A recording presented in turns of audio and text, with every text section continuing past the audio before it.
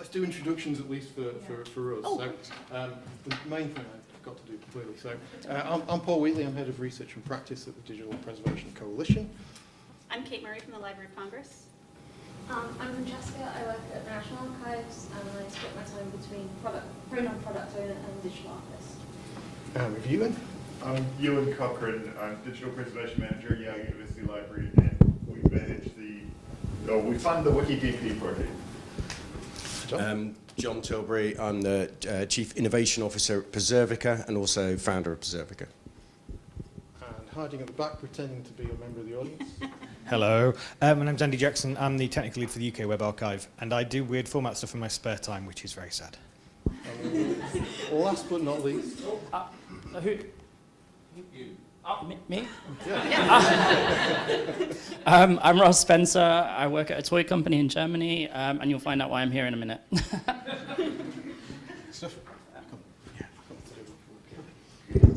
Okay, take it away. Okay, so I'm Kate Murray, and I didn't say what my jobs are at the Library of Congress, but I run the Sustainability of Digital Formats website, and I also run Fadgy. So please come and get a Fadgy bookmark if you're a fan of Fadgy. And so I'm here today to talk about some of the work that we have done for the sustainability of digital formats. So if you haven't visited our site, here it is, and the URL is there at the bottom. And we cover about 500-ish formats, which includes codecs, wrappers, and combo packs, which are encodings inside of wrappers. We've added, and people often ask how do we decide what formats we're looking at? I think my aspect ratio is bad there, but and they're basically things that are of interest to the Library of Congress. Either we have them in our collections, or they're coming, or they're sort of on our horizon, and I'll talk a little bit about what's on our horizon in a few minutes. We added 3 new content categories this year. They include email and PIM formats, design in 3D, and aggregate.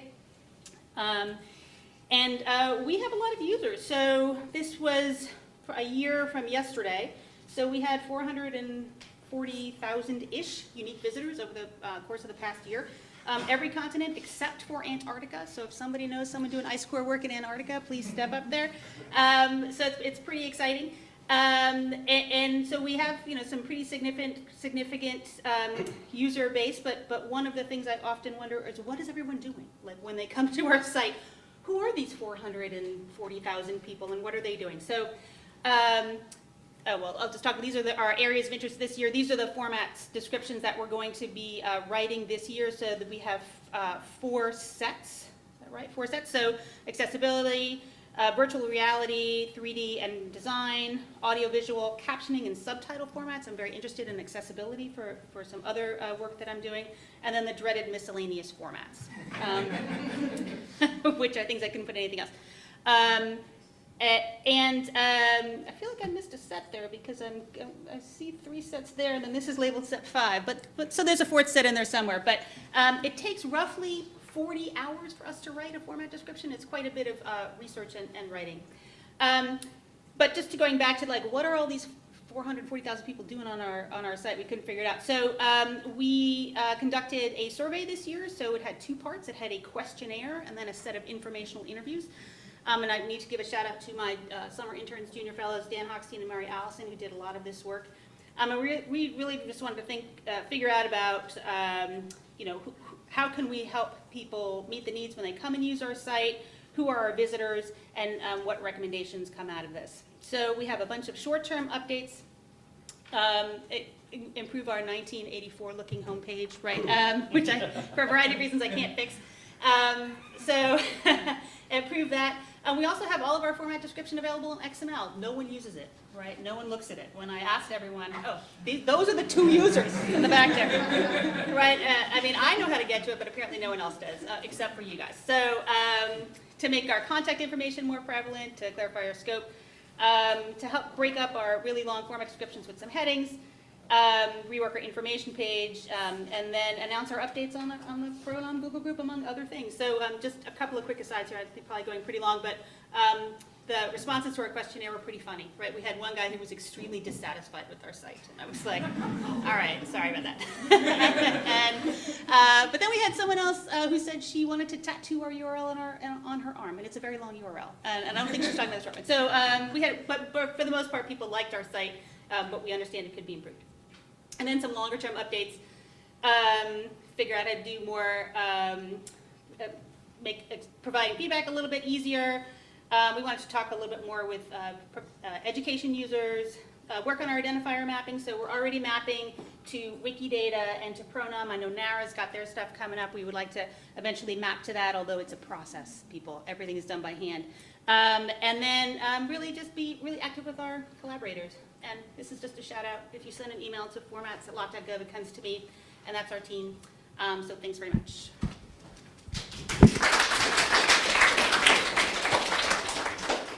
Thank you for that, Kate. Do we have any questions for Kate at this point? Are you able to share the slides? Of course. Any other questions? Is there anything you from the community, Kate, that you would like to do What are you guys doing with the format description? Yeah. Right? Like when you come to our sites, I mean, I think it's fascinating for me that obviously we have a huge user base in the US. Our next biggest user base is India.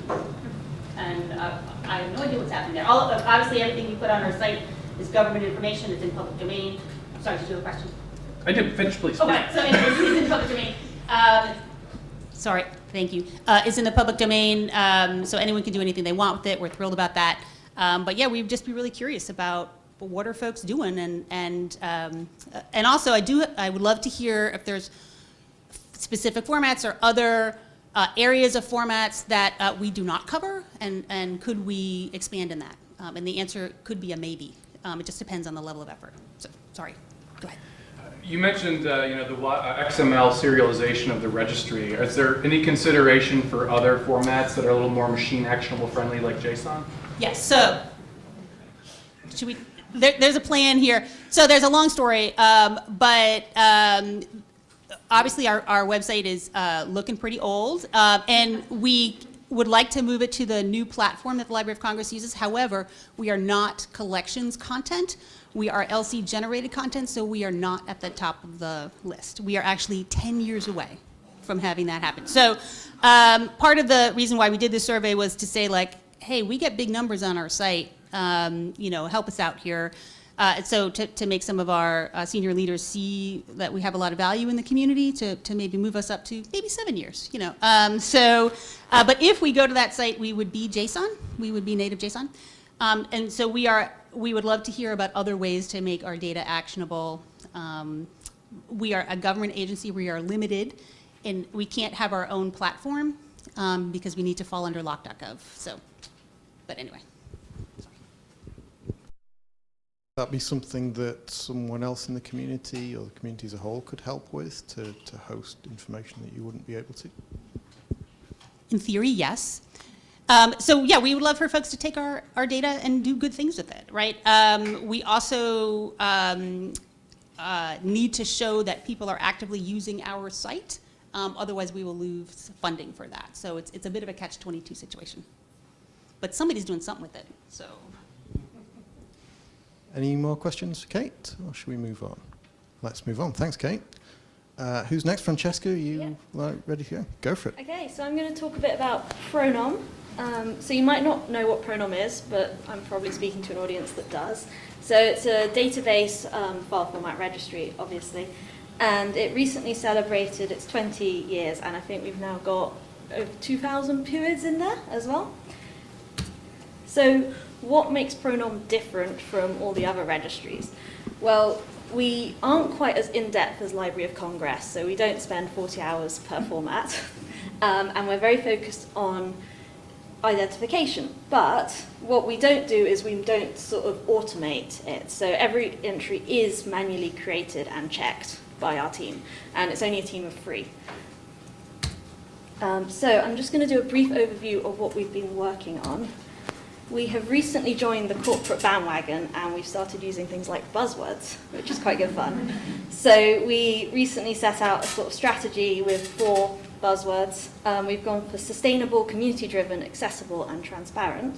And I'm going to talk you through a few of the ways that we've kind of been adhering to that recently and how we want to continue. So community driven. We found out that lots of the community found us really difficult to know what was going on.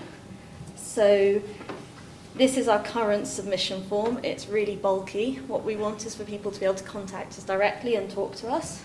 So we set up a permanent GitHub page that anyone can access, submit to, and also it means that the whole community can see what they're working on and maybe be able to contribute with them. We've also started doing Pronom open drop-in sessions, so anyone can come along, chat to us, hang out, ask us any questions. We're doing it every 2 weeks, but we also are doing it once a month for people in Australia. And we get up at 7 a.m., which is always the fun one. So then for transparency, what we've started doing is, as we're doing our release, we've started putting all the things that we're working on and when they're finished in our development environment on a Google spreadsheet. So like the Library of Congress, we have the similar issues with just changing our website a bit. So we started using as many sort of tools as we can outside of that in order to make the changes we want to see quickly. We also upload our dev test signatures that you can test at any time, every Friday. So if you're sort of sitting there waiting for your file format to come out and you don't know when our release is, you can just download the Friday's one if you see it's already in the Google spreadsheet, because we don't want people waiting. The only disclaimer is it's not properly tested yet. And yeah, we've also created a side of our spreadsheet of things we really need help on. So if you fancy being helpful, you can just go to that.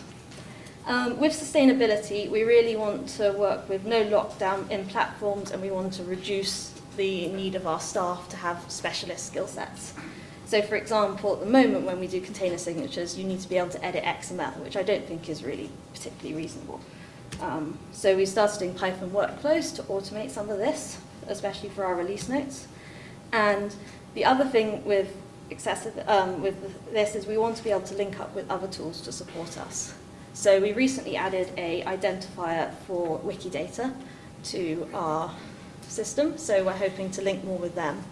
And we're just working on understanding more about the tools that use Pronom.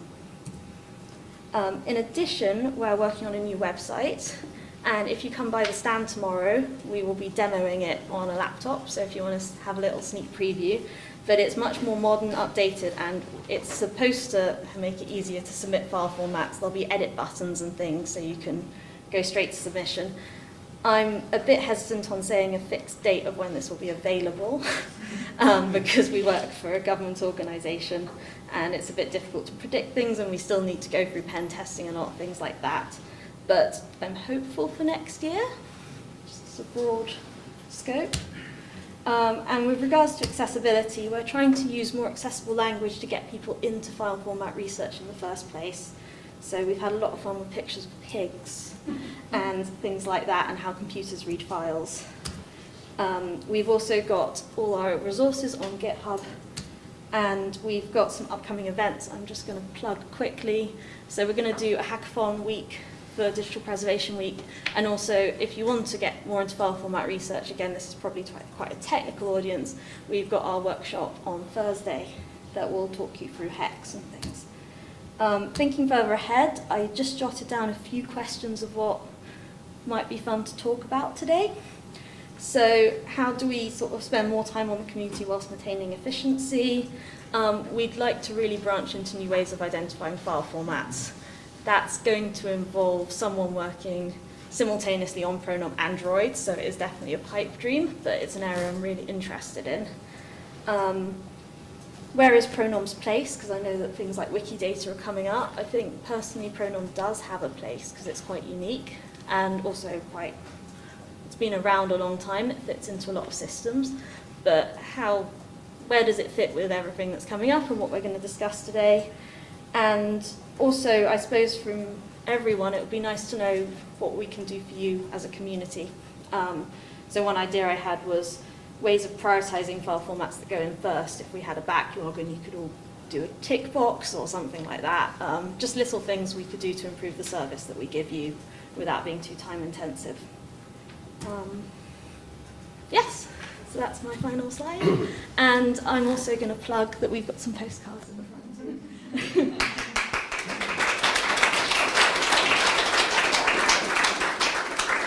Before you sit down, Francesca, any questions for Francesca? It's wonderful to hear about that community engagement stuff. That's a really great step forward, I think. Any questions? Just a question. Let's do this properly. Yes, thank you. Just clarification, you mentioned linking with Wikidata. Can you elaborate? We've got an identifier section in Pronom for each file format, and I've recently added a QID section to our database. So we already had the Library of Congress one. So it's just as we put in file formats and as it's pointed out, we're adding that, and I'm hoping when we've moved to linked data, we can hopefully do more with that in the future, but it will probably be a long way off. But just having the information there helps. Cool, thanks. Steve at the back. Hello, I'm Steve Daly from the National Archives in the UK. I work with Francesca on Pronom. I don't know if we'll talk about this later, but that linking bit, I have a few questions around, because it's a challenge for us. As Francesca says, we have fields in our database where we can say, this file format that we know about, this is how Wikidata or Library of Congress represent it. But it's not really a one-to-one relationship. We might have one format at our side, whereas you might have many more, actually. We had that with TIFF, for example, or something. So it's a complicated model, but then I might have my view of how that links, and then you might have your view of how it links, and then Wikidata might have one too. So ideally, we would all have our registries, and there would be one authoritative, canonical view of how those things link up. But that's not how it is at the moment. So as Francesca says, we have some empty fields to populate, and we're just starting to think about how we do that. And I'm not sure that just putting a single entry in each of those achieves linked open data in that way. I don't know if we have any time to talk about it later, but I'm not sure what that approach would be. Is there any appetite for a central registry that determines or defines how those things link up, or do we each keep maintaining our own registry of linking? Discuss. Thanks, Steve. So we're half an hour in and we've got to the first really big question. That's a great one. That was for the group. Do you want to respond, Francesca? Anyone else want to come in on that? I thought people might. So Euan will. So we have started to map ours, and I totally agree. There's a lot of times there is no one-to-one linkage. We always think we're right at the library. So because we all have different aims in our registry. So and we have different institutional reasons why we do what we do. So we do have, and I can bring it up later, a mapping that we update each month for new descriptions, and we're going back to link existing descriptions. We only started to link to Pronom and to Wikidata within the last, I'll say, 3 years, right? So we have a backlog on that. And so we see other links to Wikidata, or when someone else links it, sometimes they're incorrect. So we try to make those corrections, but it's really a difficult thing to maintain. So, Euan, do you want to say more good things? What was I going to say? Wikidata is not intended to be a place where you store the master records of anything, but I believe the intent is to make it a sort of clearinghouse for all those links, so that it could be a central hub for linking all the other registries that are out there. It'll always just be one opinion, and you'll always be able to go back and see what the opinion was a year ago, a day ago, which is good. But it doesn't seem like a bad thing for everyone to also add their own links. It doesn't seem like it would hurt. It would still leave Wikidata as a central place to see all of them in one place if you want to. So I think Pronom's kind of the way they split up file formats is kind of based on community identification need, rather than necessarily what is most technically accurate within descriptions, because some people really want, this file format to be split up into these 5 different types because they really need to identify it for a project they're on.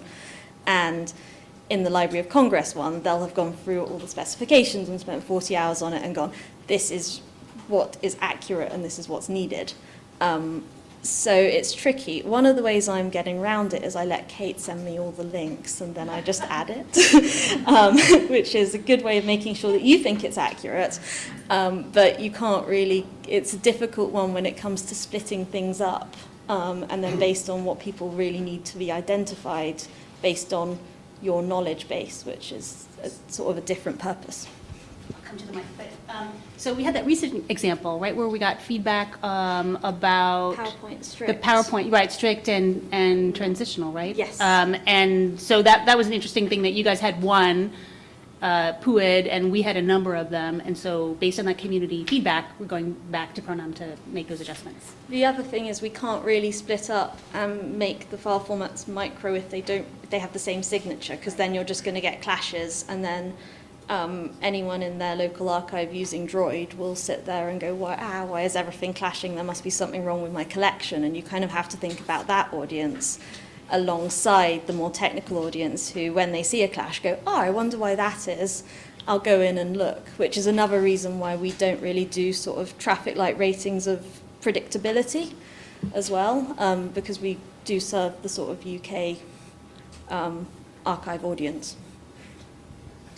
I think that's really, really important, isn't it, to consider, can we actually come up with the perfect answer to your question, Steve? Can we all agree on what a file format is, and is that actually the right aim?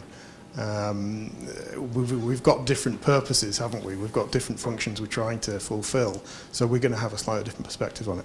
I thought that would trigger some more comments. Yeah, I think, as you said, the signature, and I think also everything needs to be identified by a Droid to be in Pronom, as I understand. And this is kind of a problem to a certain degree. So for us, we map everything at the German National Library, everything we have in our digital preservation system, every format to Pronom. But we struggle for several years now because EPUB is not really supported by Pronom. And this is the second most important format for us as a national library.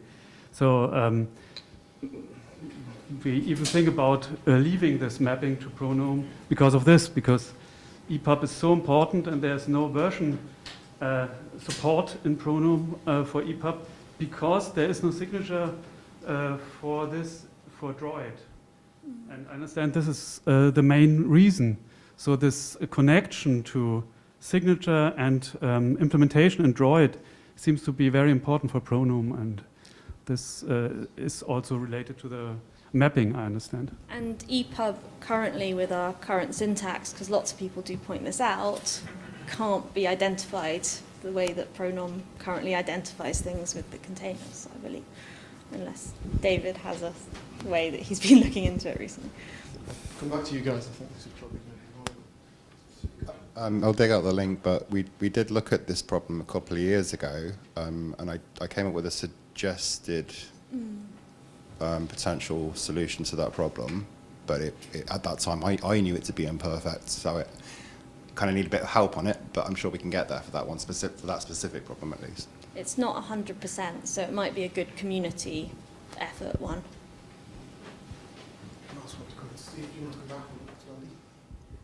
Which is that EPUB thing. Do we do extension-only entries, where it's just a file format extension that determines it? It's more the versions of EPUB, I believe. Oh, I see. Okay. Oh, right. But you could do. And how do you feel about having entries which can't be identified by Droid, using Pronom to register the existence of a format if we haven't yet got a way of identifying it? Is that breaking the scope of Pronom? We've recently done a couple of PUIDs that have a very common extension, and we believe there's a signature, but we've just got it as a PUID at the moment, and then we're hoping to populate it with a signature at a later date. But we only do that if we believe there's a signature down the line for it. Okay. And that's only because we've been doing it in a group, so there's lots of other file formats related to it that have had signatures. So there are a couple of PUIDs in there at the moment that couldn't be identified at all in Droid. In terms of user needs and things, I'd be interested would people benefit from having these sort of entries for formats that have no immediate hope of being identified, but need to be recognised? So that example from the German archive there, where if EPUB was just there as a number, a format ID, it could be linked to, even if there isn't immediate hope for identification. We could probably do that. Actually, I'll point you to Tyler on this one, because it's actually your Mac binary 1 that I couldn't quite sort of justify putting in a .bin by identification extension only file format when .bin is so common. So we've left off the .bin until there's a Mac binary 1 signature, but it has got a PUID. Well,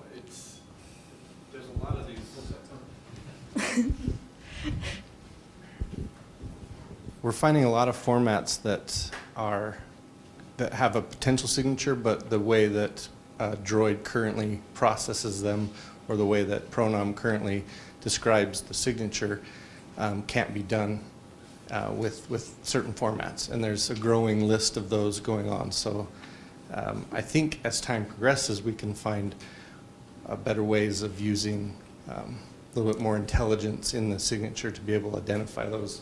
And I think that would solve a lot of these other problems as well.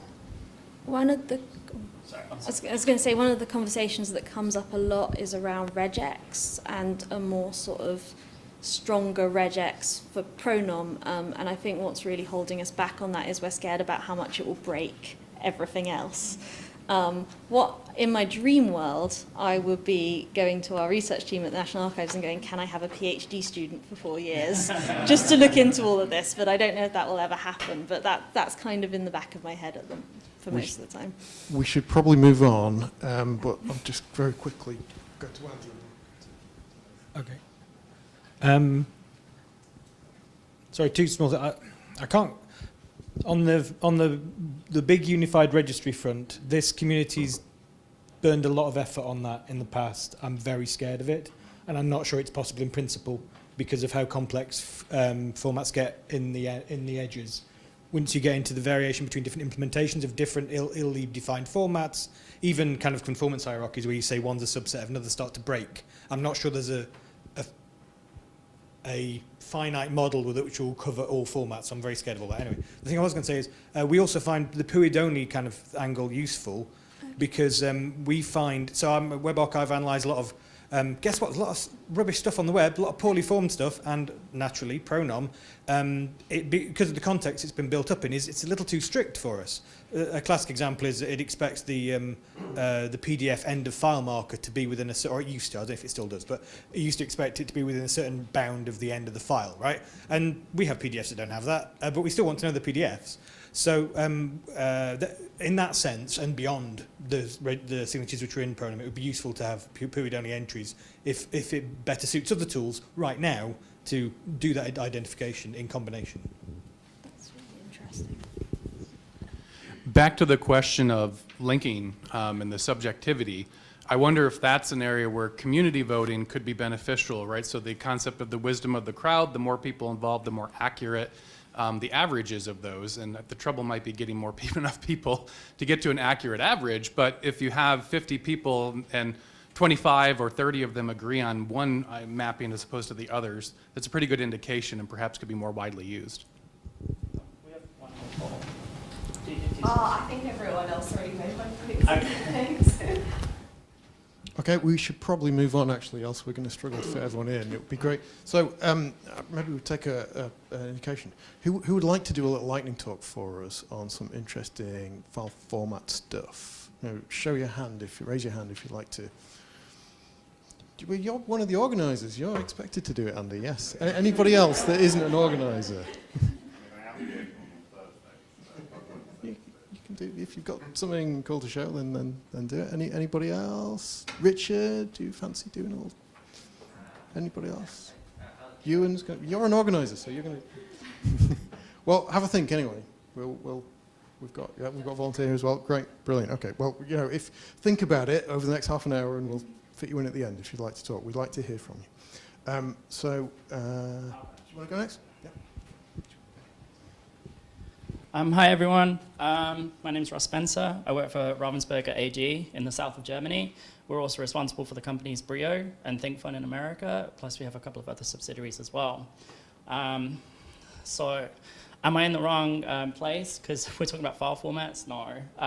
I'll show you why I'm here in a minute. But first, I haven't got any postcards or cards for anyone, but that one lucky customer can get a custom postcard for one of my art collections. The Painter Goblin. So you can have that if you like. It's limited edition. Why am I here? Well, I am, I have been involved in file formats, but I feel like in a very different way to a lot of people here. I try and enable a lot of development in the signature development world. I first worked on Pronom in 2009 when I was at the National Archives UK. I'm not going to go through all these, but it's a little bit of a timeline of where I've been. Highlights include things like getting the Google group open so that people can start talking about file formats more openly. The signature development utility, I think, David, maybe you felt this maybe the most, but maybe you too, Francesca, for a while we were doing this on like 0.25 of a person a week or something, and it was really hard to do signature development. So we had to create something that allowed people to create to run the Droid algorithm over their file format signatures so they could test them out. And so we got that in place at National Archives. What else? The format, the fr.org, the frog. This came out of my work on linked data pronom. It came out of seeing UDFR fail, GDFR fail. Where's the other one? The reimagined format model fail. Like Andy was saying. But I had an ontology. And I had the ability to put some PHP scripts together to create, basically put the pronom format descriptions into linked data and start attaching Wikidata, Library of Congress, IDs to those records. If you're interested in heuristic, it was only stuff in Wikidata that had a PUID. So someone had already made an assertion that this PUID matched. And the semantic web's great until you get all semantic about it. I reckon the fuzzy web is probably more accurate, but also the better way of looking at it. As you say, voting may be a good approach. The reimagined format model, I should raise that, because when people try and own this space, it can go wrong. And I think a lot of people have come at Pronom, and it's like, we need to replace Pronom because it looks old, or like, I don't know, but it works. And one of the reasons that we have records in Pronom that work with Droid is because they're actionable. You can actually prove they work. When your computer talks to Droid and then it talks to Pronom, you've got this connection from your hard disk to the web that tells you what your file format is. But yeah, the reimagined format model, if we had just focused on the problem space, which was trying to describe file formats in a different way, get more detail out of them, to say there were formats like PDF that didn't have end-of-file sequences, we might have got somewhere. But there was a hostile project management approach to this that was basically, we need to replace Pronom. The skeleton suite, FPR to PAR. I'll talk about that in a minute, because I think PAR is a really important part of this today. It hasn't come up yet. And then most recently, and I think this is kind of where my focus is meant to be today, the Wikidata Siegfried integration. Thanks to Euan and Richard and Kat Thornton at Yale University, they asked me to do some development in my part-time. And we made Wikidata actionable. So you have file format signatures in Wikidata that you can use today, and you might as well use them. So connect them to Siegfried, and again, you have this line of communication from the bits on your disk to the internet, so you have a centralized registry of the file formats that you're looking at. Signature Development Utility Mark II, that was for OPF. Generic Wikibase. This came out of that signature, that development work with Siegfried. You can stand up a Wikibase today and put in all your own signatures and all your own format information, download it into Siegfried, and get it to just work with your files. Now, why is this important? One, it could be a model for PAR. Two, it's definitely not to replace Pronom. And you should look at my paper from last year about this, about why Pronom still has a place, at least for me. But three, you can have things like, is Elizabeth England here? Yeah. Hey, Elizabeth. It's nice to see you again. You could have your NARA registry in Wikidata. I think you're already looking at it. But you could have file format signatures associated with that. So you can actually have your own institutional instances of this. It's never going to replace Pronom and shouldn't, but you might have things that you want to get to quicker than then perhaps can be actioned by Pronom, or things that you never want to see surface to the public. So you can connect your records to Wikibase, to Siegfried, to your file formats on your disk. And yeah, what else am I involved in? This today. So the rest are just some discussion prompts. I have a lot of work remaining with the Wikidata stuff. I don't get paid for it. I never wanted to initially, but we can't finish this alone. We have container signatures we need to solve.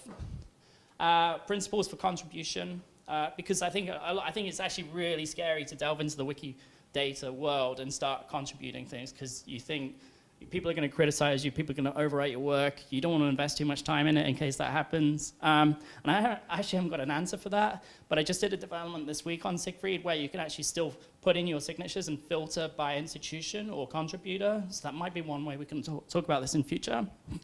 And sorry, if all this sounds fuzzy and doesn't make a lot of sense, we can talk about it later. We have a lot of signature audit to do. Yes, it is a clearinghouse, I think, a little bit. But I think there's some quality assurance that needs to be done as well. Like, I don't think you should just put everything there, but if you do, then we definitely need more filtering. And yeah, custom Wikibase queries, that's what I'm talking about. Signature development utility, basically questions around who uses it, how do we simplify the syntax. That might be more a Pronom question, but there's there was this tease of a simplified syntax for Pronom in the container signatures when you look at them, and it's like, man, why can't all signatures look like this? And I would like to see, I'd love to see that.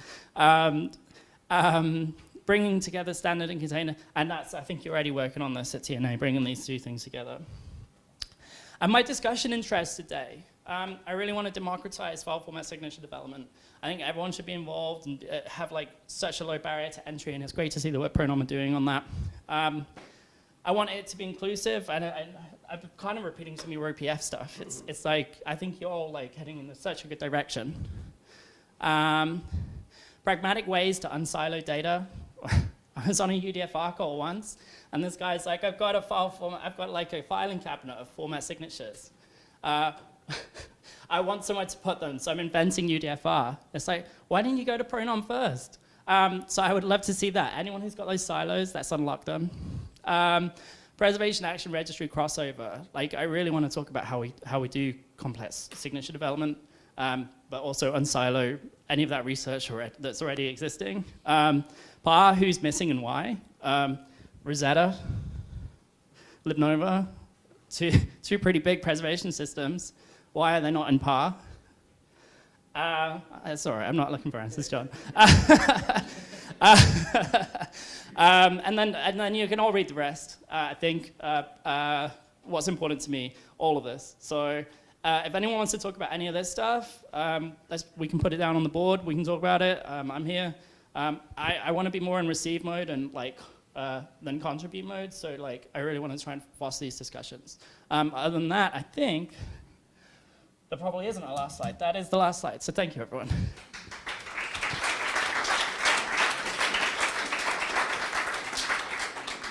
That's brilliant stuff. Thank you for that, Ross.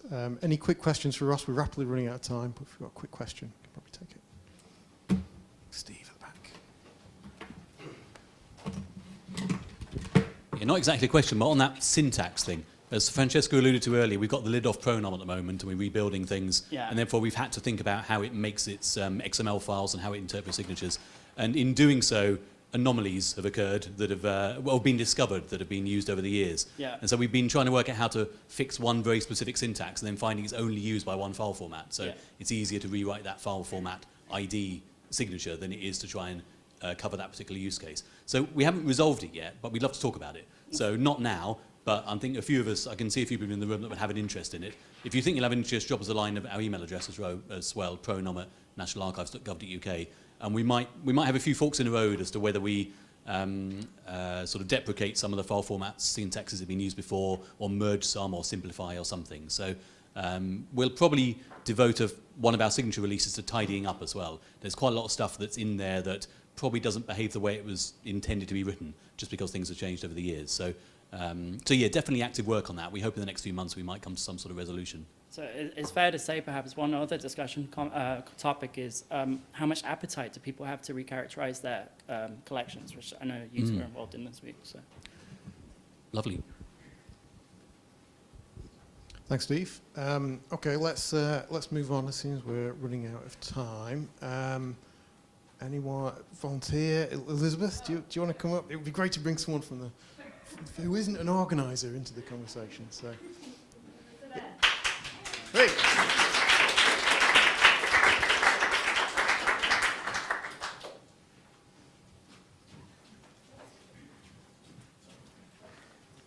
Hi, I didn't expect to be up here, but I'm Elizabeth England. I'm from the U.S. National Archives, or NARA.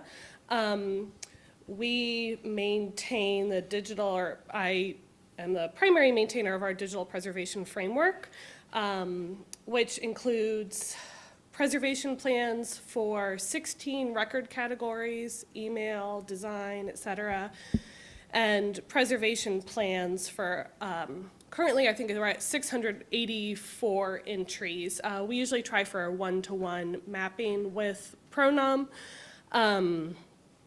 So we include preservation plans for those formats. These are NARA's preservation plans. They're not universal recommendations. Risk assessment using about 40 data points for the file formats. And so then we come up with like an overall low, moderate, or high risk and develop internal preservation planning based on our risk assessment. So for the past few years, this has only been available as spreadsheets in GitHub. Perhaps you all have found it there. About 2 weeks ago, and I'll be giving a lightning talk on this in a few days, about 2 weeks ago we released the formats portion of the framework as linked data. I will recite a long URL now, I'm sorry. It's archives.gov/preservation/digital-preservation/linked-data. I know, it rolls off the tongue, really. So, anyways, so I'm not a linked data expert. I've spent the past year plus, and many thanks to Phil Ashworth at the National Archives UK, who has given me so much of his time in helping to figure out how to transform this gigantic spreadsheet with formats research, which is what I do, into linked data, which is not what I do. We were interested in Wikibase. NARA doesn't have any capacity right now to host Wikibase internally, and there's no US-based hosting of Wikibase, and as a government agency, we have to have it on servers hosted in the US. So right now, we've put out plain text, linked data files at archives.gov with that bad URL that I gave. So, you know, I'm really excited to be here and want to have conversations about how we can hopefully get more integrated with other resources. We did just put in a few days ago a proposal for a Wikidata identifier. So it's currently open for comment. If you have anything to say about that, I won't try to recite that URL right now. I don't have that one handy, but I'm sure you can find it. Or ask me for it later. But yeah, so we're hoping to get a Wikidata identifier in, which will be a really great place for us to be able to link more and to actually be able to query our linked data, because we don't have that as well on archives.gov. This is the first linked data project ever for NARA, which is exciting but also terrifying because I still feel like I don't know what I'm doing. Yeah, and then one other thing that I thought may be interesting to share is that when, you know, talking about how do we decide, you know, one person's format is another person's format, and because our formats are primarily based on what we find in our holdings. So NARA has about 2 billion files across a number of different systems, our federal records. Every presidential administration has its own system. We have congressional. And a ton of our holdings are just like the systems all have different reporting capabilities. You know, one uses Droid and others are just extension based. You know, we have .potato in the holdings, and when a lot of the stuff is extension based, we don't really know what it is. So we have to do a lot of prioritization for what even goes into the framework. The general rule of thumb is at least 1,000 known instances of a format or something that we're expecting to be receiving in larger quantities. That'll bump it up in the queue. So .potato has not made the cut yet. Because our work is focused on what we want NARA accessioning and processing archivists to be doing, and NARA's long-term preservation, we put entries in for unidentified versions of formats. So that kind of makes for like a funky thing if we were to be linking up, or, you know, for centralizing. This is something I'm thinking about, because we'll have, you know, like, we have hundreds of thousands of TIFFs, for example, where the version or the variant of TIFF is not identified, so we have kind of a catch-all in our listing. So that's just one kind of quirk in how it is NARA-centric. But we do really want it to be reused, and it is available for that. And I don't know if anyone has any questions for me, or... Thanks.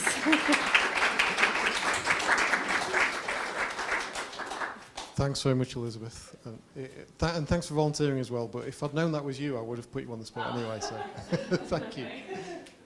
Let's bring in John at this point. Let's bring in another perspective that we don't have quite as much of yet.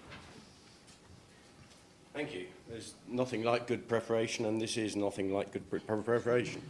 I'm here to speak on behalf of the vendors of digital preservation technologies and software. And it's great to be invited along to represent the companies that deliver the digital preservation systems. And there's quite a lot of times when we feel like we've got a communicable disease, you know, we're not allowed to the party. But these days, digital preservation has changed, and the way it is consumed has changed. The vast majority of people are going to go and buy a product, or rent a product, or download a product. Rolling your own is really quite uncommon these days. And so it's very important that we as vendors deliver the innovation and imagination and brilliance that the research community is doing. It's got to make it into one of our products. Otherwise, it probably doesn't get used. And that would be a shame. Users have changed. Users are now, by and large, not coming to these conferences. They might go to their local archiving conference, but they're not coming to digital preservation research conferences because we are. And they want us to do it on their behalf. They just want the system to work and to do stuff. So vendors, we need good quality data to apply to our users. And that means we have to take all of your ideas and turn them into something useful. And so it would be great if you could make our life easier by having a common set of rules that we can just go, yeah, that'll do. But we're also a source of data, and you shouldn't forget that. I mean, obviously, David's joined us now. David Klipschen's joined us, and he's been doing some fantastic research on the evolution of Pronom and how all of the signatures have changed over the years and the implication of that. And I think we've had 500 formats that you probably should re-identify. And so we're a source of data, and please read his blog. It went out last week, really useful. But we're a source of data because we know what formats people are actually saving. You know, we can give you a distribution of all the formats our users are using and which are the most common we should worry about and what the long tail is. For information, in our cloud systems, we have over 1,000 different PUIDs stored. That's a lot. It's a lot more than I was expecting. So of the 2,000 in Pronom, over half exists somewhere in our online cloud systems. Obviously, we don't know what that data is. We're not allowed to know, but we do know what the PUID is. And obviously, our on-premise customers will have stuff that we don't know about. So it's a lot. We all need to agree on the technology, the technical details of what a registry is. You know, is it just a list of file formats and how to identify them? Does it also include the tools and the actions that can do something to those formats, that can characterize it, that can migrate it, that can validate it, that can validate a migration, and that can render it? So where is the boundary of a registry? And then does it extend to what do I recommend you do? Because what I just said is the art of the possible. Then do I say, if you want to migrate everything to a Microsoft-based format, here's the list of things I think you should do. If you want to go to an open format, here's the list of things you do. You just choose which of those two lists to use. But I'm going to recommend the settings that you use. That's a whole step forward. And to an extent, that's what NARA has done. NARA's got target formats, but it doesn't say, here's the list of tools you should use. We as vendors will have to fill that gap. But that's a different kind of registry to here's a statement of fact. We've gone to a statement of opinion. Clearly, we also need to agree on what a format is, and that's been discussed earlier, the complexities of container formats, but also multi-part formats. So now a format, so for example, a tweet, isn't just the JSON that comes out the tweet API, it's the up to 4 images or up to 1 video that come with it. A 3D object in GSTL also contains texture files and geometry files, and you know, it's a set of things that together formulate a digital object. So the registries should cope with that. We've published our thoughts on it, but we'd love more community engagement on that. And then there's the whole concept of change, which I've already mentioned with David's work, but goes for migration as well. We've migrated 1 million files, and now we find there's a fault in the migration tool. So what do? We know we've got to recharacterize millions of files, but we've also got to, that 500,000 files, we need to think about remigrating. And we need to do that on behalf of our customers. It was, you know, a bug in a tool we recommended, it's got a fault in it, so we're going to enable 5 servers and switch it on and fix the problem for you. So that's a level of complexity that we need to think about. But change is inevitable. And for many years in this community, we've been arguing about active versus parsimonious preservation. If you ask me, that 500 changes in Pronom rather should make us think, look, you've got to be active. You've got to be actively reappraising and remigrating and re-identifying your collection constantly. The server should run hot. So we know there's a whole load of complicated data to change. We know that we need the best quality to share, rather. We need the best quality information so we can enact it in terms of our users. And that brings me on to PAR, Preservation Action Registries, which we are enthusiastic supporters of, as initiated by JISC, but now principally run by OPF and supported by Preservica, Archivum, and Archivematica. It's based on the principle of, I'll show you mine if you show me yours, and is intended to be a way of a protocol and an API for publishing your information in exactly the same way as everyone else. And it's JSON-based for anyone who's a big fan. But we've now extended it to include Wikidata. That's almost finished. And it was interesting that by adding Wikidata, we found deficiencies in the PAR model. So we had to change the model because Wikidata did some clever stuff. And we all went, oh, actually, that is a really good point. We need to extend our model. But I really, really would encourage anyone thinking of putting their registry online. We can't tell you what to do with your registry, but please publish it in the same API format so we can all look at each other's stuff. I'm talking to you, TNA, LOC, NARA. Put a PAR API or get a researcher to put a PAR API on, as happened with Wikidata, and and then we can all look at each other's content in the same format and compare notes. We'd have the links, we can have, say, oh, that's an NARA link, let's look through, oh yeah, that's interesting, because that bit is different. I wonder why that is. I'll give Elizabeth a call. And it's just a way of exchanging information. So, and that kind of leads on to, that will create an ongoing dialogue, and that's what we need in this community. My team started work on Pronom during the last millennium, I like to say. We delivered the first version of Pronom before TNA took it on. Great things with it. But, that's a long heritage, 20 years, to still be talking about we really should share information. Come on, guys, we should have cracked it by now, and I hope PAR is a mechanism for doing that. So, in terms of things that have been around for a long time, I'm going to finish up with a little respectful anecdote. Algie, you will have seen all over the news. Unfortunately, our Queen in this country died this week, and I had the job once of, we won an award for innovation over 10 years ago, so that's how long we've been talking about this, the Queen's Award for Enterprise Innovation. And we had to go up to the palace to get our prize, and met the Queen, shook her hand, and then had the job of explaining what digital preservation was to the Queen.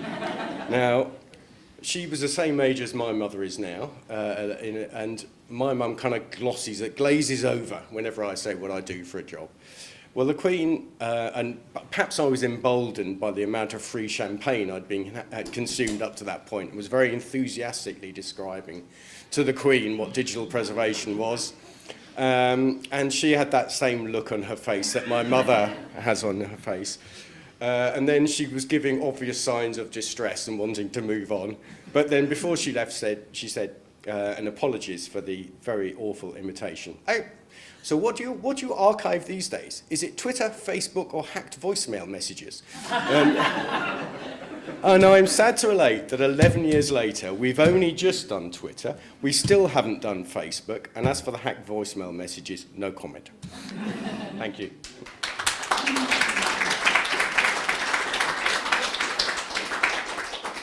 That's brilliant. Thanks, John. And just to say, you're sort of justifying your being here and speaking about these things, joining the conversation. I don't think you really need to, as you demonstrated. But just to say, John was one of the original organisers of this workshop. I'm not sure why we didn't actually include you on the proposal. I think we ran out of space. There wasn't space for 7 authors on the template. Yeah, exactly. John was part of the conversation from the start, and we do really feel, just to echo John's comments, that it's important that the vendors are represented here. Yes. Any questions for John?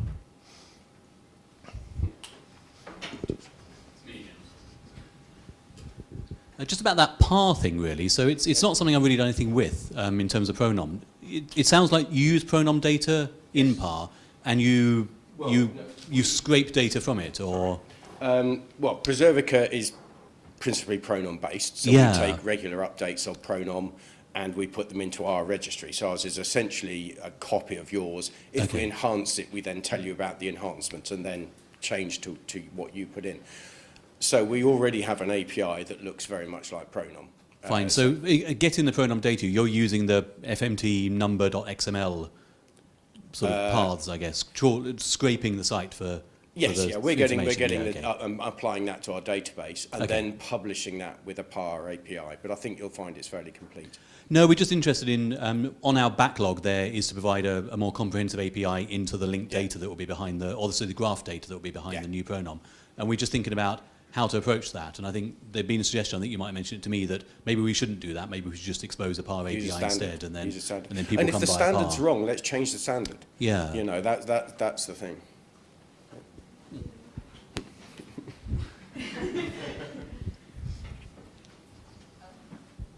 It's a quick question. I went to the OPF meeting the other day, and they were talking about Software Heroes scheme where you go along and you have meetings about the software and you get really involved in it.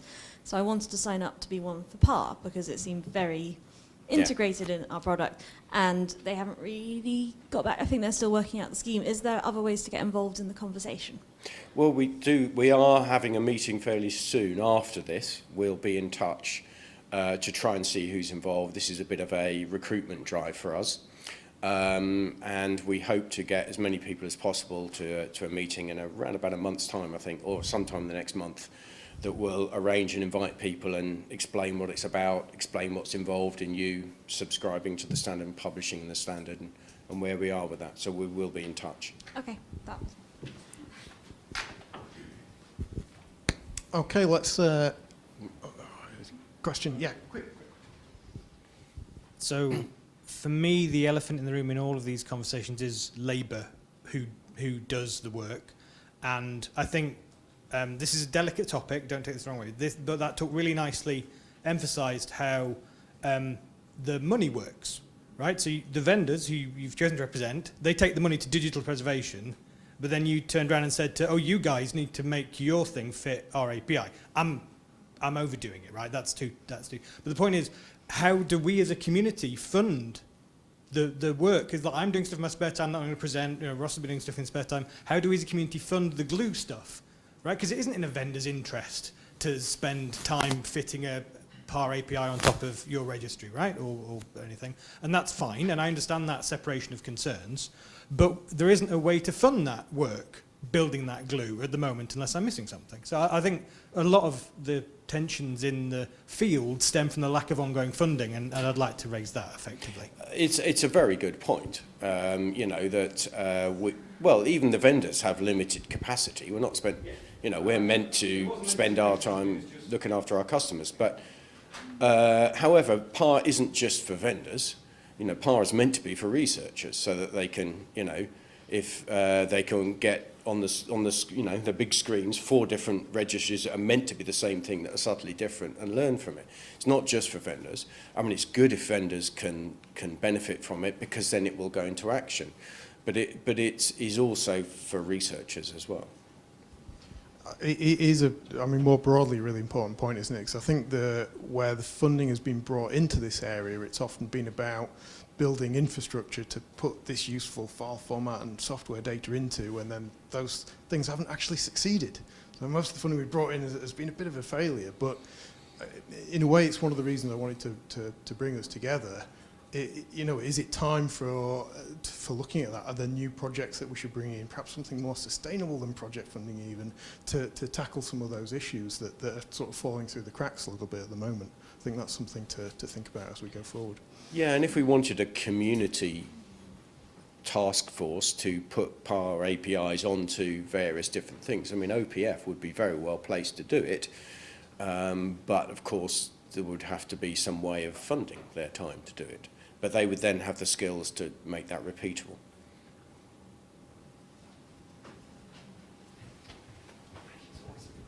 I think, one of the things that would be quite nice to discuss is time intensity and minimizing it. You talked about active preservation, and I think representing Pronom, we're really happy to change the information in our database so it's up to date, and we try and review it as much as possible. But as a very small team, it's really difficult, as we've also got the new ones coming in.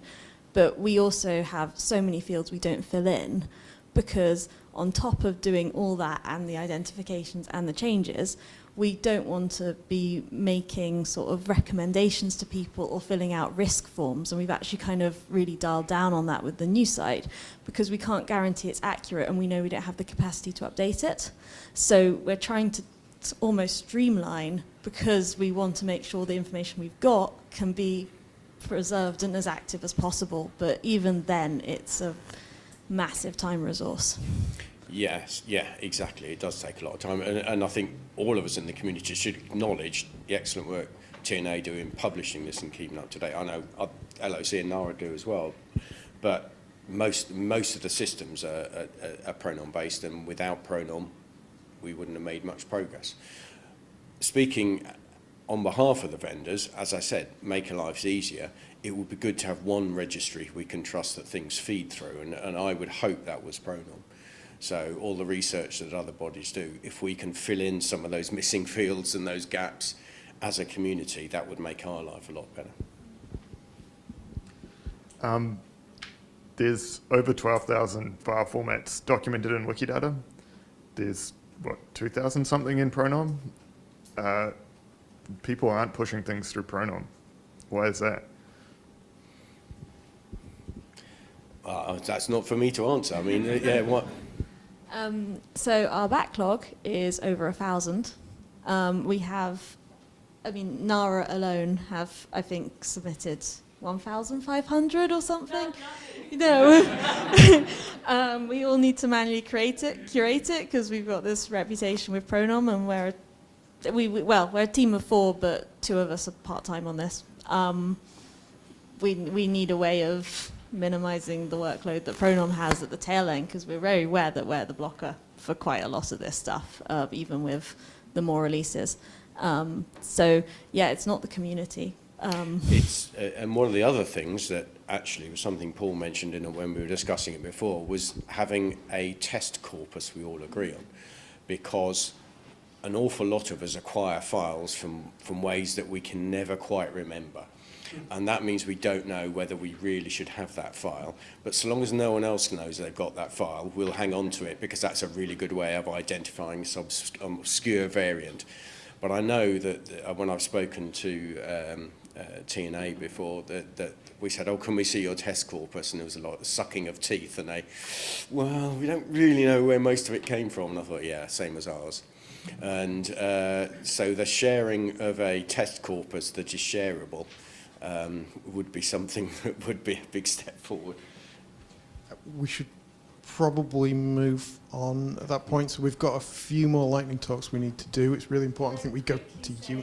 Go on then, Francesca. Do you know where lots of our test corpus came from? It's just because it's emailed privately, and some people don't want us sharing it. That's also the issue. Yeah. So don't worry, your data is safe. You can still contribute data. We've got just a few minutes left. Andy, do you want to do us a little... Are you ready? Yes. Yes? Yeah. So we've got a few more talks to go, so we'll probably run over into the second session a little bit, and then we'll do with a few more lightning talks for you, and then we're going to do some breakout groups, and then round things up at the end. So without further ado, and there'll probably be some more people in chairs coming in, but we've got more chairs now, it's all right, come in chairs. So without further ado, take it away, Andy, for our next lightning talk. Thank you. So I just want to, as has come up a bit before, a few of us have been involved in previous efforts to kind of do the one registry to rule them all, right? The kind of the big thing. And how I'd frame that is, well, a common pattern in that was what now, because we're all used to Git and GitHub, right? Everyone's used to that now. Oh, maybe not, okay. But what they call it in GitHub is forking, right? Basically, all of these registries would be hard forks of Pronom, where they take Pronom's data, make a copy, and then start adding stuff, and then you give yourself a merge problem, right? And so anyone who's a software developer's hit this. You've forked your code base, you've gone off and made your own changes.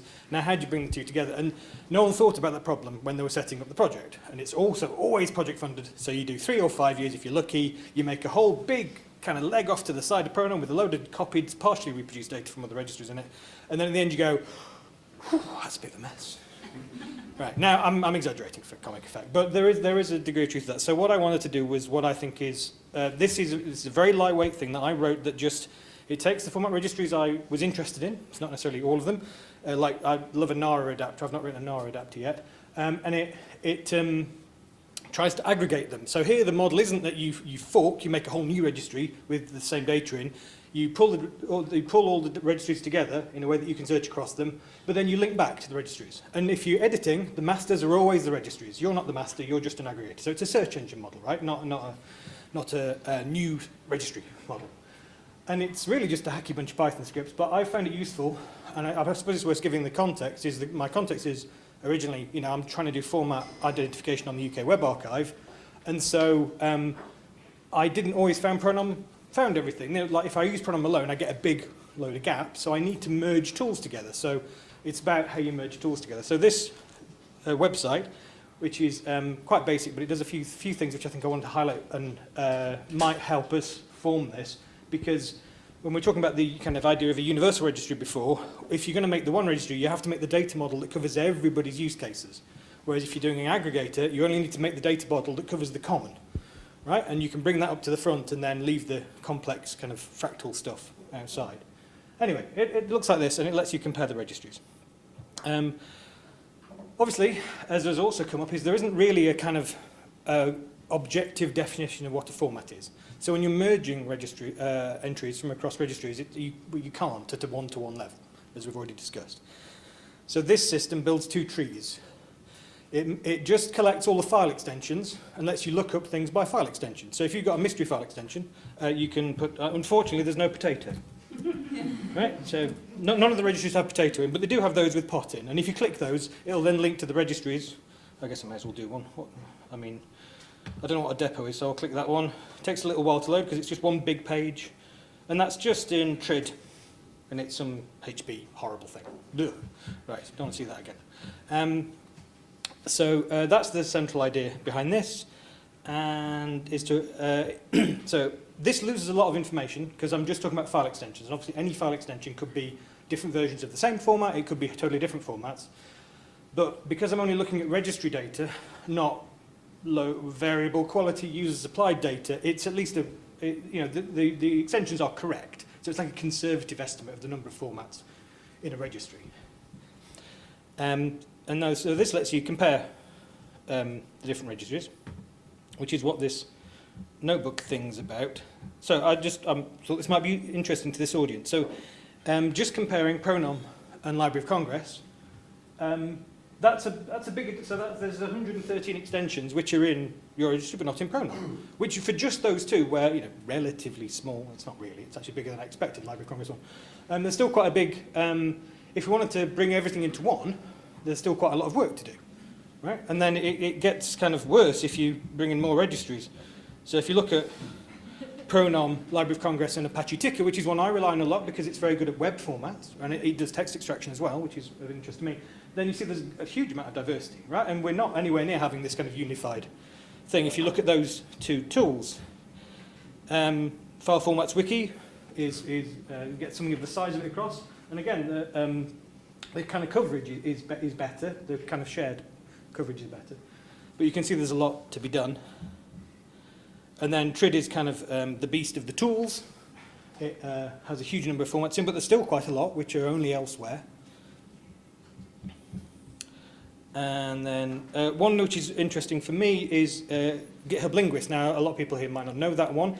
That's the tool GitHub used to analyze source code.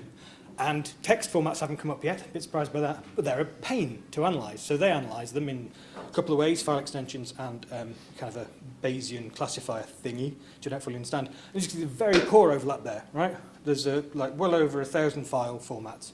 They're only in GitHub Linguist because that's their domain, right? So if you want to, what's it? I don't know if that's helpful. More of that. Oh my God, there's a lot of these. Oh, Wikidata, there we go, that's a good one. So as you can see, as you'd expect, if you drop GitHub Linguist, right, because that's this weird kind of text-based formats one, then Wikidata has excellent coverage over kind of our stuff, right? But in Linguist it's a bit different. And it is the beast. Wikidata is the big one, as you might expect.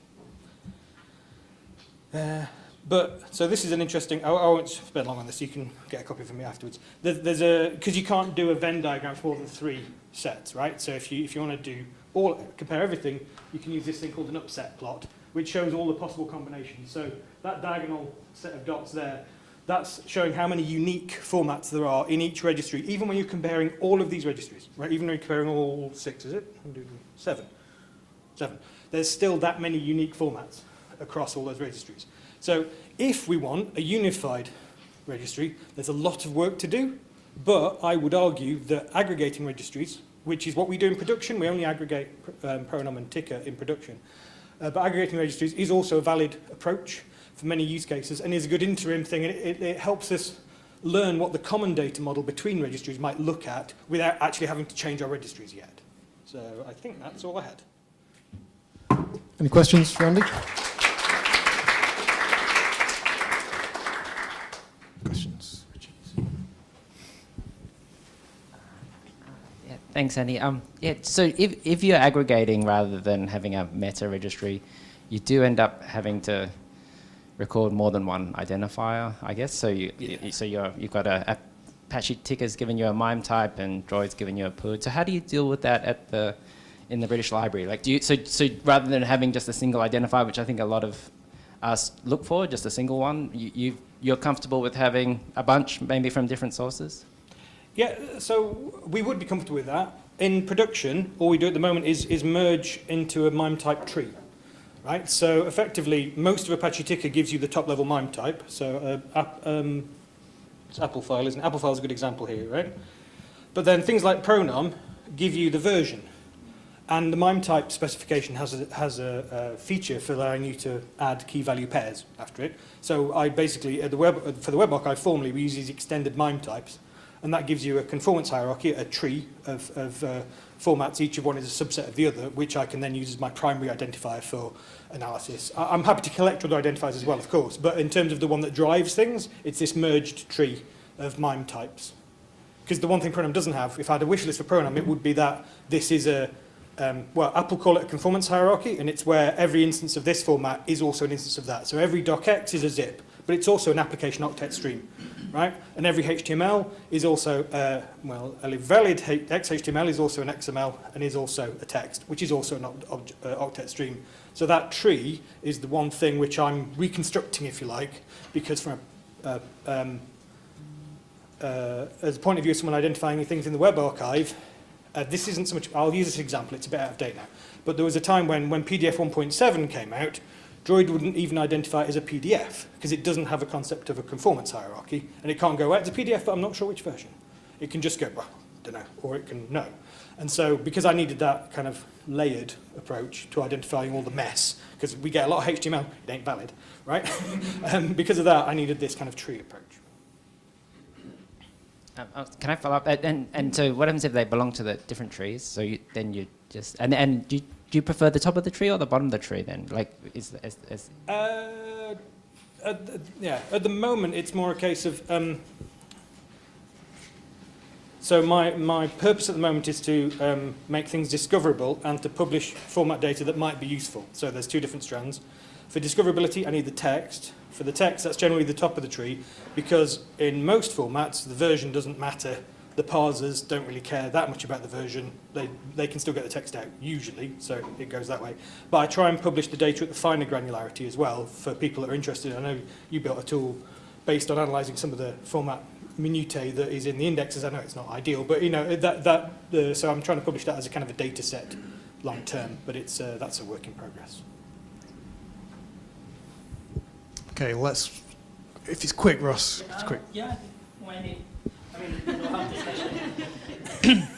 And I don't know how to phrase this properly. Like, I think in our field in digital preservation, we often find organizations doing very practical things for themselves that's very important for them.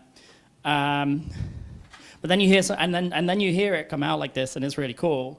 Do you think knowing about these conformance trees is perhaps a gap? There's two parts to this question. Do you think it's a gap in the digital preservation curriculum that the other people or other organizations might not be doing this? But if so, what would you need to be able to share kind of this, apart from this forum here right now, but like, how would you share this en masse with other people, and what do you need to be able to, or empowered to do that? Does that make sense? Yes. I mean, I'm not sure I have a good answer. What was the first part again? I really don't see. I really don't see techniques like this discussed enough. And I wonder, do you think it's a gap in the digital preservation curriculum that could be filled? Okay. Yeah. Okay. Right. So I'm not sure I'd call it the curriculum, because I don't think we're mature enough for a curriculum. I think there aren't enough people doing this kind of work because we don't fund enough of this work. This is me doing it for fun. A subset of it is what I do for work, but I don't need this to get my work done. I'm doing this because I think it's an interesting approach, and I did it at my own back. But guess what? I don't have time to write it up properly as a paper, right? Usually. So I come and talk at things like this if I'm lucky, right? And so I think, and then again, that's down to resourcing my time to you know, to be clear, I'm not part of the digital preservation team at the British Library anymore. I used to be. And actually, I spoke to them before this presentation. It turned out they've built something quite like this. They've got an internal aggregator called the IPS aggregator, I think they call it, Integrated Preservation Suite, which hopefully they'll present in future meetings. But I'd say it's difficult to say. Time, money, people doing this stuff. Yeah. Thanks, guys. That wasn't quick, Ross, but that was exactly the sort of thing we need to talk about today, so I'll let you off. Okay, thanks very much, Andy. Let's move on in the interest of time. Euan, do you want to come up and do a lightning talk for us? Sorry, Euan, I'll do that anyway.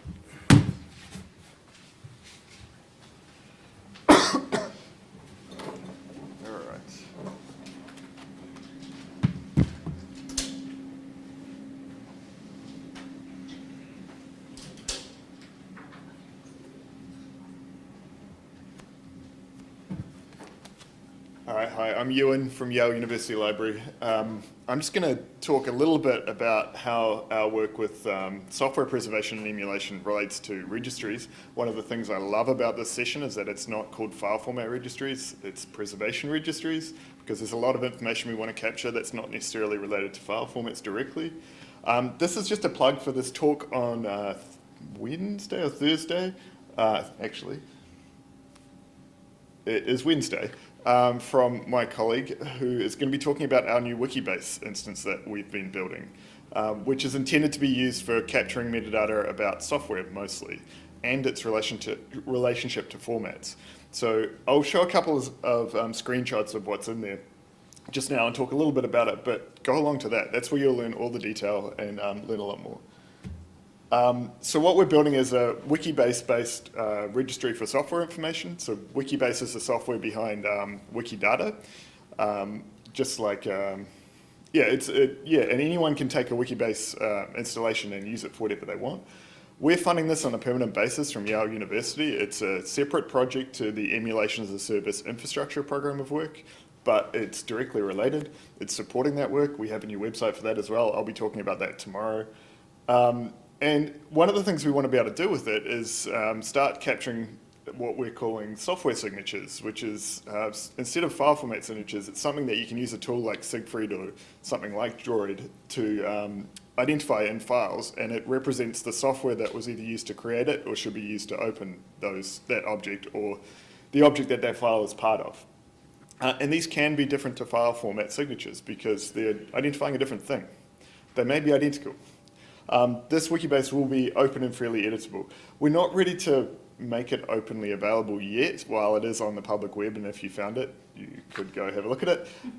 We want to get more funding to have a community manager available to really make sure engagement is happening in a good way. Right now, we're funding about 60% of an FTE, maybe, which is mostly Dr. Catherine Thornton, and Kenneth Seals-Nutt, who's talking on Wednesday. So this is kind of what it looks like. It's a Wikibase instance. We haven't done much in the way of customization. This is a page for one of the environments in Easy, so a whole emulated computer, and it documents everything that we want to know about that emulated computer as it is configured. So, for example, where is it? Yeah, you can click through in there and you get to the configured software product, which is this product. So there's another page for the software itself. And on that page, if you scroll down, you can see there's a Wikidata mapping. So if you click through the Wikidata from there, you get to the page for that software in Wikidata, in which we've added things like all the readable file formats, of which there are a lot for this one particular application. And so we can use that in things like our Universal Virtual Interactor to do things like automatically open any files that this software can open in that software. All right, so these can be, the Wikibase can be queried, queries can be done across Wikidata and Wikibase to produce really cool things like report a list of every environment that's configured that can open this particular file. And we're also starting to do some cool stuff with automation, so running automations on top of environments to do things like automatically create test files that we can then feed back to, say, Pronom or whoever to use for creating signatures, and also OCRing the screens that say, we can say this format, we can open these formats, so we can automatically generate compatibility information for software. Urek did a talk about the automation stuff at DCC, I think, IDCC. Earlier this year, there's a link down the bottom there. This is kind of the example of the things that you can do. So we can automatically create an example of every file that a piece of software can create. And then we can share those because they're automatically generated and not private. This is the kind of workflow that goes through, all automated. And yeah, that's it. That's all I want to say. Thank you.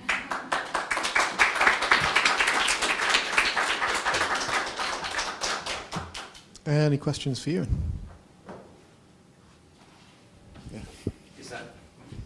Is that test corpus shareable? We will be, I think we already have started, but we're publishing to GitHub. Good. Any other questions? Okay, let's move on. Thank you, Euan. David, do you want to come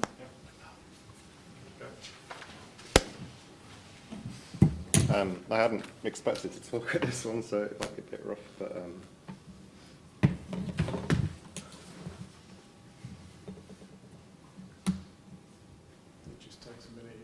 cool. So a bit about me, first of all, because I didn't get an introduction at the start. So I'm David Clipsham. On the 1st of June 2012, I became the file format analyst at the National Archives, and I spent 10 years at the National Archives and had many different roles, from technical architect through systems manager and various other things. On the 23rd of May this year, I joined Preservica as their file format analyst, so that's it's all good fun. But I've been working with Pronom for a very long time. I think about a quarter of my life, not just working with a database, but actually caring about a database, if you can imagine such a thing. So I will be talking tomorrow about this stuff, about what some very specific stories that I've been that I've come across while working with Pronom data. I'm just going to demonstrate how I reached that point in this one. So this past week, this blog post got published on the Preservica website. URL's quite big, but go to Preservica website, go to blog, and then it's the top one on there. But it talks about what I've been doing and why I've been doing it. The point really is that Pronom's data changes. So my interest is when Pronom's data changes, what does that mean for us? What digital preservation actions do we then need to take as a result? So I've been doing, over the past 3 months, some quite painstaking analysis of Pronom's data. So I've been going back through all signature files since version 10, which is 2009, I think. Anyone guess why 2010? Or 5 bucks from version 10? It's basically because before version 10, not every format in there actually had a PUID associated with it. Pronom 10 was the first one where there was complete coverage. But basically, I've been going through, analysing in lots of different ways the data, lots of different angles, and then coming up with a set of file format profiles from which I've then made some recommendations off the back of. So I'm just going to demonstrate a little bit of that. So you may be aware that the signature files that you use with Droid looks like this, horrible XML. It's just a big wall of data. There isn't any official historical view of Pronom itself that's available, so I've had to kind of work through the Droid lens really to kind of build this set of profiles. I've come up with a list of file format names and how they've changed over time. This is both names and versions. So we've had 297 instances where file formats themselves have changed their names. Extensions that have been associated with them. We've got 2,000 something here. And the changes again. Priorities, so priority relationships. So this is how we express that a format is perhaps a subset of a further format. So very simple examples, scalable vector graphics, SVG, which is an image format, is an implementation of XML. So because it has some very specific features of SVG, but also some very broad features of XML, if you identify it naively, it would identify as both. So for the purposes of Pronom and Droid, we set a priority whereby the more specific format of SVG has a priority over the more general format. So very important for identification purposes, and those things also change.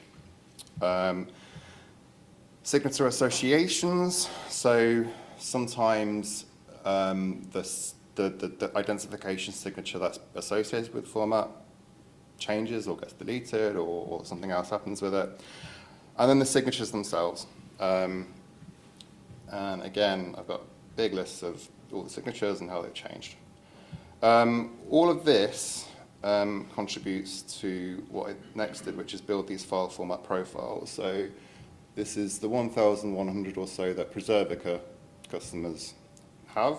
I can look at kind of building this over time to incorporate all the pronoun. At the moment, it's about half, I think. I don't know how easy that is to see, but this is the file format profile that I put together for MPEG-4.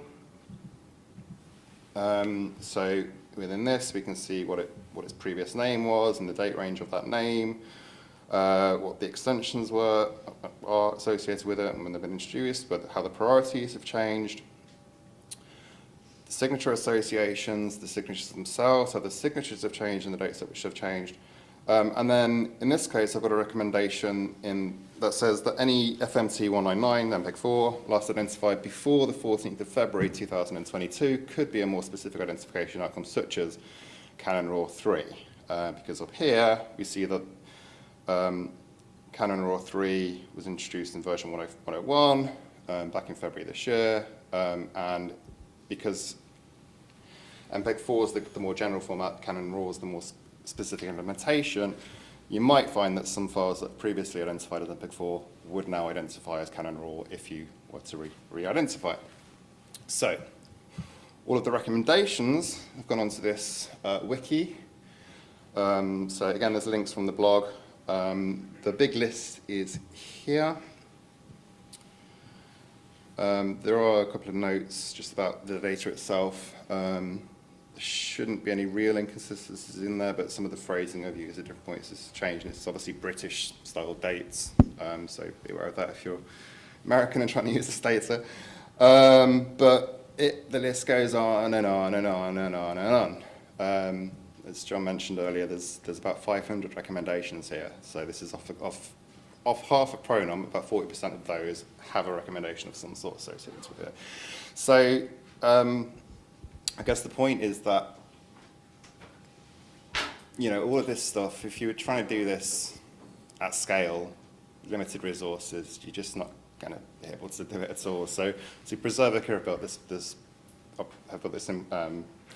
functionality called automated digital preservation, which kind of takes these recommendations and applies them en masse if you as a customer have selected to apply those policies. So this is all the direction that Preservica at least are headed. Also on here, just a couple of tools that might be of use to people. So I've been working mostly with XSLT to pull out this data. I'm not an XSLT expert. I can just get a few very specific bits done. So I've published on the GitHub part of this repo a couple so far. So one which pulls out the file format list. So this is this very long list of 2,219 formats along with their version number. And then the other one on here is the pronoun signature reconstructor, I should say, which takes the horrible XML form, looks like that, and recompiles it into what Pronom presents as its view when you look at a format page on Pronom of the, again, this is probably pretty hard to see, but this original form. So that's basically it.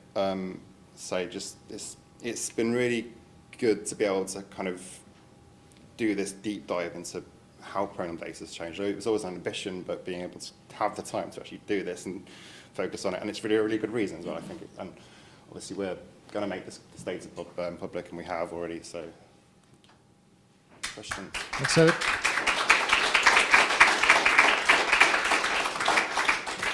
questions back.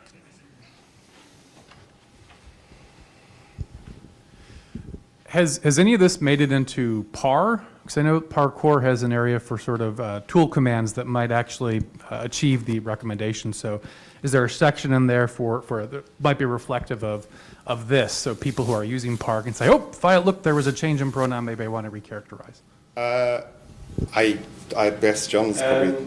Yes. The PAR shows you the current of any particular registry you're using. PAR will show you the available tools to enact whatever's just been done.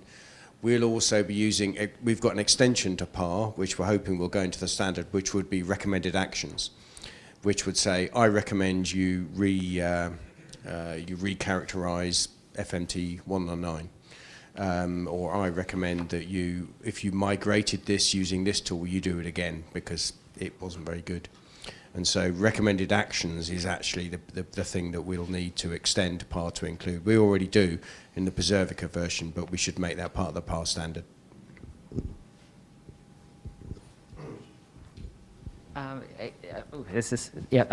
Did Droid versions also have changes in Droid also affected or require recharacterization as well? And also just to slip in a second question, this is great, and it shows that with your identifications, you need to keep metadata around your identifications too, like what version of pronom it was done, or what date it was done, or what tool and what version of the tool did this version, because that will also help you. So what does Preservica do there? What kind of metadata do you keep? Or do you just keep the PUD, or do you keep additional metadata around how that PUD was found? And then, and also, the Droid version changes also? Yes. So the first question, which is about how Droid has changed. The most significant change to Droid was when Droid 6 was introduced, which introduced the container signature mechanism. That was about 2011. Ross might correct me on that. So I do also have routines that bring me the container details as well. That goes back, I think, to 2011 or so. Although the signature reconstruction here isn't quite as complete as I'd like it to be, so I've not published that just yet. So yes, in terms of that specific change, that also matters, and I've got the data to support that. In terms of Preservica, so we know, so the registry that gets updated within Preservica is we can pinpoint each registry to, so each release of Preservica, we can pinpoint that to what registry was in use at the time, and in turn what version of pronom was the seed to build that registry, so to speak. So again, we can target it to say, Preservica customers use that last identified based on a registry that was based on version 6.5 of Preservica, for example, now need to have this action applied, but those that have later don't. And then we can be very targeted and very efficient about how we apply those rules. That's kind of the point. We don't want to, if you were doing re-identification naively, you might be tempted to just try to re-identify everything every time pronom gets updated, just in case. It's really wasteful. We want to be very specific, very targeted in what we're doing. And this is the evidence base that supports those decisions, essentially. I think it's really cool that you're talking so frankly about recharacterization, doing re-identification. I think it really frees this conversation a lot. But I had a question for the room, because I don't know if we know all of our audience. How many other vendors are in here right now? We've got Preservica. My colleagues from Archivematica are gone. All right. And there's no other vendor here. Okay. My question for them would have been, who else has got re-identification on their roadmap and is making it easy for people? But it looks like maybe just one right now. Well, I mean... You can't comment. Yeah, I'm not used to working in the private sector, so... There's a job for us to bring those other vendors into the conversation, isn't it? No. I mean, it's a shame that they're not in this conversation, to be frank. I would say Archivum and Archivematica have been enthusiastic supporters of PAR. So, yeah, as I say, Archivematica and Archivum have participated in PAR. They're a core part of it, particularly Archivematica and Artifactual. And so, yeah, I don't know about this particular functionality, but in terms of data sharing, they've been excellent. I do know Libnova wanted to be here, and I think they're like triple booked for sessions, so it was really hard to get someone along.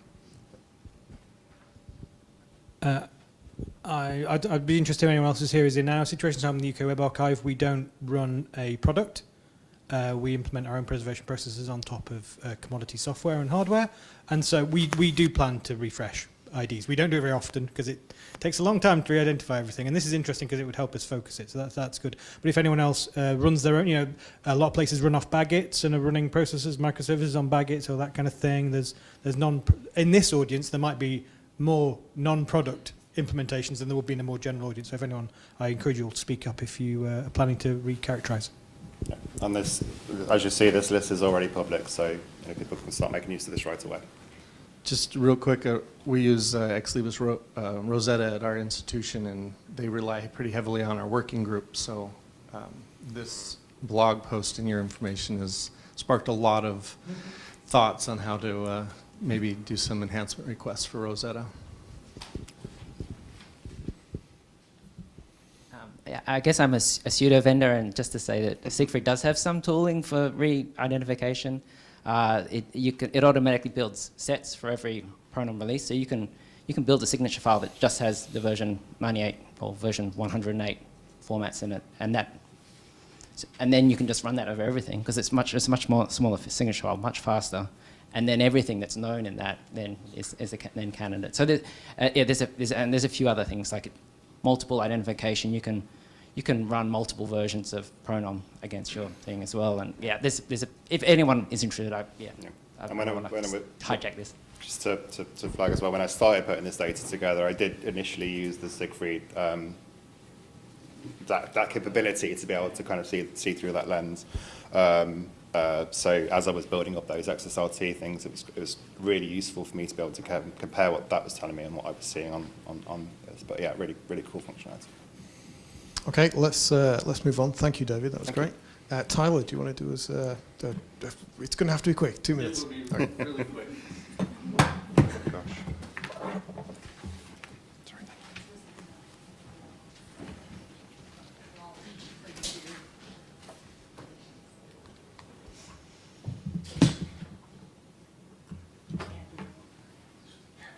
So my name's Tyler Thorsted. I work for the Church of Jesus Christ of Latter-day Saints in Utah.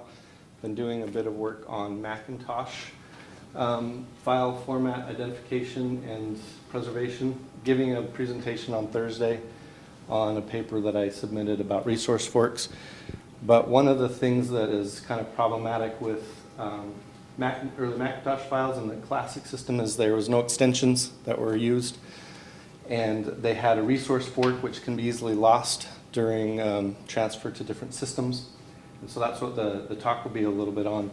But if you notice up here in this little res edit window here, there's a type and creator code that was used in Macintosh systems, and that was how it got around the use of extensions.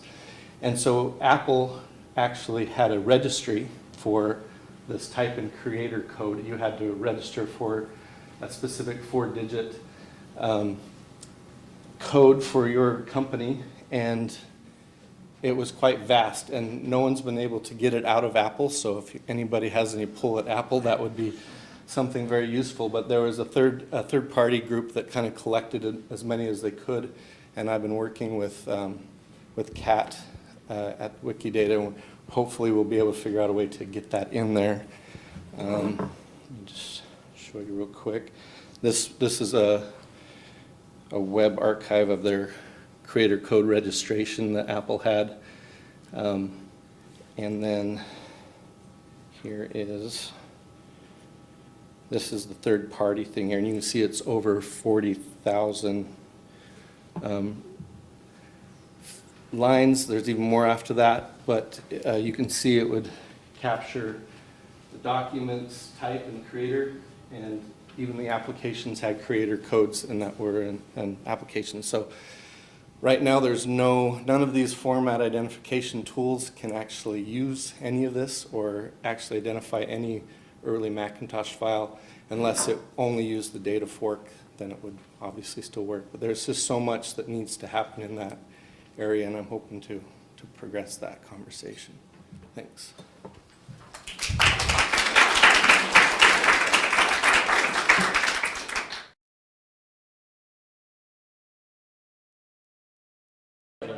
Without boundaries, but I don't know anybody else.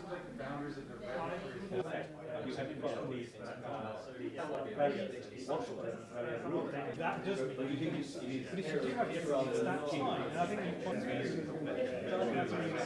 so that was one interest, one that point about links.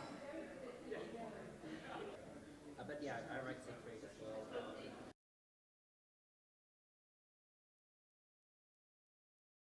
Let's do the lobby group first.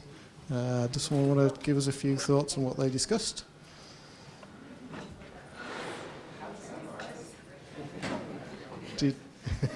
Well, I mean, it doesn't have to be a comprehensive report, but give us some highlights. I mean, yeah, we had a free-flowing discussion. Yeah, sorry.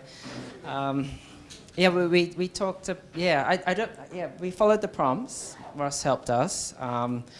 There was a lot of us downstream of Pronom, and then talking about contributing to Pronom. Research data formats, we had universities in our group, and research data formats are an issue.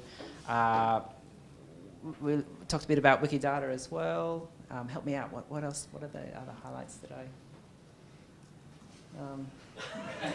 It was a good discussion, but yeah, I'm not sure that we came up with answers. There was issues, and we talked about the issues we're all experiencing in our own context, except for me, because I don't really do much digital preservation day to day. I'm dealing mostly with repositories of mold and stuff, so it was interesting. Thanks, Richard. This group over here, we should have numbered the groups. You always number groups, don't you? This group over here. Nathan, do you want to come up?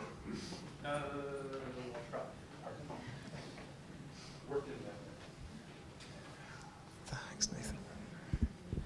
Are we just doing boundaries right now? Or are we doing both? Yeah, I'm doing the first one. So the boundaries of digital objects themselves tend to be fuzzy. So there's going to naturally be some fuzziness around the boundaries of the registries. But that each of these registries sort of has evolved natural boundaries based on their use case or scope of the original intention. And that it's hard for, one registry can't do everything. So these linkages between registries and these mappings are really important to help relate them, so to avoid recreating the wheel. Errors and accuracies as a boundary, whether human error or otherwise. So the example from Preservica mentioning, right, there was an error in a tool.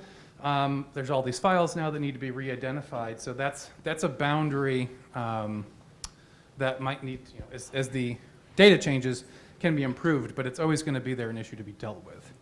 We had some other stuff, but I think it's really more in the funding bucket. Thanks, Nathan. And the group at the back, have we got a repartee? Thanks, Steve.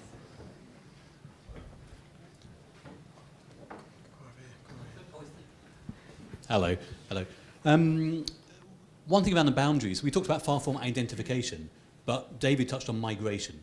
So the idea that what do you do with this file now you know what it is? And so there was an idea in the early days of Pronom, I think, to actually record migration pathways in there. And that's been dropped recently because much as you can talk very objectively, hopefully, about what a file is, it can be unambiguous, hopefully, about what a file format is. What you do with it is very subjective, and it depends who you are, whether you would favor a TIFF or a JPEG 2000 or something. So whether migration pathways is within the scope of a technical registry or not. Now, I know the vendors will have their own registries of that. I'm sure they'll be wanting to think about how they migrate things. But is that something that we would want to get involved in with any of our tools? We talked about how there probably isn't a concept of a perfect registry that can do everything perfectly, because it's always good to get a second opinion anyway. So even if you think you've got the best doctor in the world, it's nice to occasionally get another opinion on that. So it's good. We like it when we see registries disagree on something, because it causes us to have the lid off and work out what's going on. Of all the things we talked about, a corpus of test files is a really important thing. We think it'd be really good to put some effort into that. One that doesn't include any sensitive or personal or copyright information or anything like that, because we've only really, a lot of our work is on these skeleton files, which aren't representative of real files we see in practice. And then just say we have vendor representation here from Preservica, but not today from some of the other vendors. It would be good to spend more time with them to understand what they're doing with our registries, but also what they're having to build themselves internally and duplicate across those vendors, and maybe we can bring that out into some central repositories too. Thanks, Steve. Some great points there. Just say, does anyone want to come back on any of these issues? That might particularly trigger some thoughts. Format corpus, we've already got that. So the OPF have a format corpus repository that is available to be used on GitHub. This also kind of touches up upon an issue of, even within the community, there's sometimes a bit of memory issue where we forget about what we've done before, so we reinvent it again. Which is ironic. And So, have we stopped contributing to it? Have we sort of forgotten about it? I contributed it to like a week ago, but it had been quite a while before that last one lasted. The other thing, again, touching on the migration point, within Preservica, we've just upgraded LibreOffice to the latest version, and somewhere in the LibreOffice changelog, it will tell you that the output for the ODF formats is now version 1.3, and that PDF is now 1.6. Cool. We need that in a registry so we can actually, update our migration pathways to reflect that information. Thanks, Del. I was actually wondering how many people here had a corpus that they couldn't publicly publish, and whether there would be some sort of collaboration option with Pronom releases where we all work together and everyone tests it separately, even if while we solve the problem of the giant corpus that is open access to all. And just I thought I'd throw it out here because it's a good group.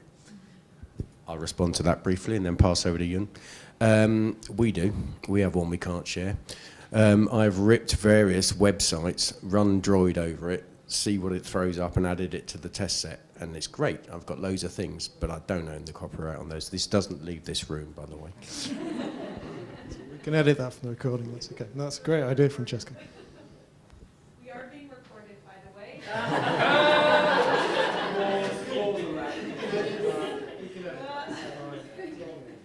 Two things, just really quickly. The OPF format corpus link on the digipres.org site is broken. Can someone fix that? And what do people want from a test corpus? If we're going to go start automating creation of examples of every format a software application can create, what should we put in the files? To back that up, so I would like help from all of you in the room here. I've got Adobe Acrobat for the first time ever in my career in digital preservation. And I could do absolutely anything I want with it. Create all the PDFAs, X's, E's, whatevers. But I started to, I've had it on my list to do, right? Start writing files. And now I don't know what to do with it. I don't know how to do this systematically and record anything without confirmation bias, because you don't want to just validate it against pronom current, obviously. And so I back Euan's question is, what do you want from it? But is anyone able to, are we able to start putting together maybe guidelines about how to generate these files? Yeah, very, very good point. We're running out of time. I've just realized that the DigiPres pages are actually in GitHub, so anyone can edit them, so you can fix it.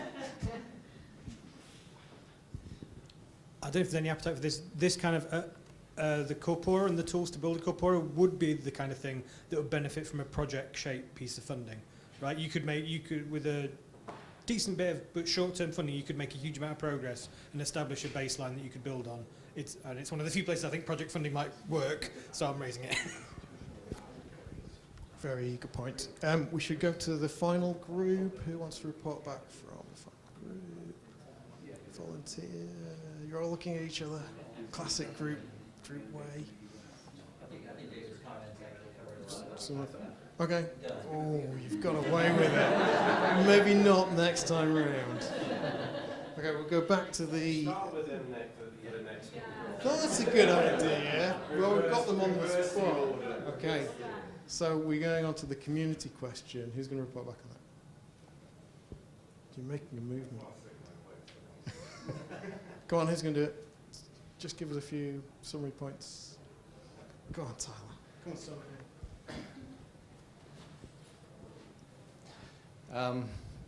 Yeah, just chatted a little bit about the community efforts that we could make and the different, while we're doing file format research, where do we look to find the information? Because we're, endless Google reports, and there should be better places that we can look to find the research information that's been done, places to find sample files, that sort of thing. We talked a little bit about how we as this preservation group are probably not going to be able to solve this, so we need to make sure that there's documentation for the next generation that comes in from library schools and archivist programs and things like that that can get a head start on finishing the problems that we have. Just on that first point, we still see lots of people posting questions. Oh, I've got this really unusual file format, on the mailing list, and say, what do I do with it? So our registries aren't solving the problem because we're still going back to the mailing list and asking the question. We get loads of great contributions coming back, but then they're sort of lost on this mailing list, hidden away. So we need to think about how we meet those needs. We'll go back around this way. So who's gonna? Steve, do you want to come back up here?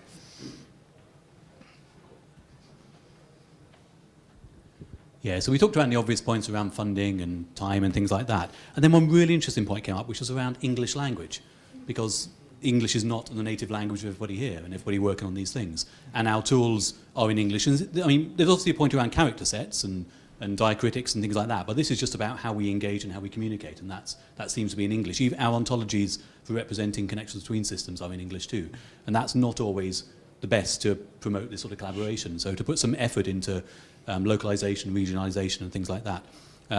In the Czech Republic, there's we're talking about concept of a national hub, so that within a country, within a language, there's an expert who can speak in the native language of the people within that country and standardize things and then funnel that into some of the more English language groups just to sort of solve some of those problems, to avoid, just to get better sort of collaboration with everybody. We talked about two other things. One was how there are some special interest groups probably around topics, like, for example, computer games, arcade machines and computers from the 1980s. There's people who have a huge hobby in that and understand those file formats really, really well. We, from them, take enough information to be able to identify the file, but sometimes we then just sever that link. And maybe there's a way of remaining engaged with some of those communities, so we can sort of flow the information in both directions. They probably don't know we exist. Maybe we could let them know what we're doing with some of their data. And then just that point that David, I think, made there about us reinventing the wheel sometimes. So I've got more involved in the last 3 or 4 months in file formats and things like that. And it's difficult to know where to start sometimes. There isn't a single page that says, there is a file format corpus that the OPF have made. This is where you go to understand the work that's happening there. And almost just one page somewhere. Maybe there's already that page, so another one, or some way. Better one. Yeah, well, some way of, if there is one, we can share the link and that'd be brilliant, but some starting point, a sort of a springboard to get into this whole topic and know what exists before you spin off a project that repeats what somebody else has already done. Great point, Steve. In the proposal, there are a few actions that I think we speculatively listed, and one of them was to do just that, to have a page that just brings together a little bit of summary information. So I think that's probably something that I'll take on after this. Nathan, do you want to come back up again?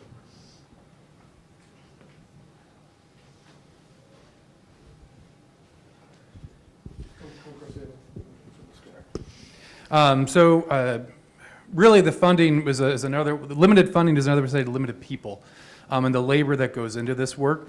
We might say there's all these practitioners out there doing these things, but if you look at all the jobs in the world, that's still a very small sliver. And there's a lot of people who don't have digital preservation in their title, but have digital preservation responsibilities. So how do we broaden the definition of community and incorporate different levels of community who can do this work? One example, talking to related industries who do things like banking, where there's a lot of data integrity issues. Can we translate or learn from other industries into digital preservation?